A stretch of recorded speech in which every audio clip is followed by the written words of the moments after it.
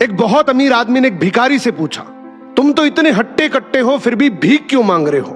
भिखारी बोला, साहब मेरे पास महीनों से कोई काम धंधा नहीं है, अगर आप मुझे नौकरी दें तो मैं भीख मांगना छोड़ दूंगा।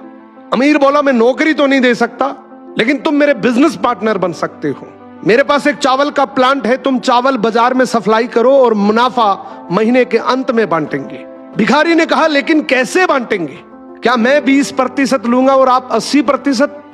अमीर बोला, मुझे सिर्फ 10% चाहिए, बाकी 90% तुम्हारा होगा, ताकि तुम जल्दी तरक्की कर सको।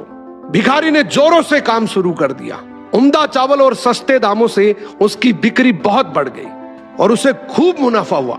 लेकिन जब मुनाफा बांटने का समय आया तो भिखारी ने सोचा, सारी मेहनत तो मैंने की है, तो अब अमीर आदमी को 10% क्यों दूं?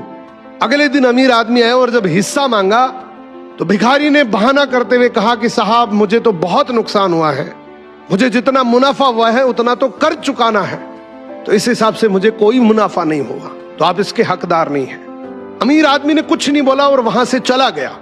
भिखारी बड़ा खुश हुआ, सोचा सारा प्रॉफिट मेरा हो गया।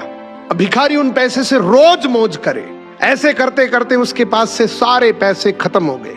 अब पैसे भी नहीं है और काम धंधा भी नहीं है, तो मजबूरन उसको फिर से भीख मांगना शुरू करना पड़ा। एक दिन वो अमीर आदमी उसके पास से गुजरा और उसको देखा, यार ये तो फिर से भीख मांगने लग गया। अमीर आदमी ने एक बहुत अच्छी बात बोली कि इस दुनिया में गरीब और अमीर आदमी जो होता है ना, उसमें सबसे बड़ा डिफरेंस होता है उसकी सोच का। एक रिच माइंडसेट हमेशा ये सोचता है कि मुझे भी प्रॉफिट हो जाए और मेरे साथ जो काम कर रहे हैं उनको भी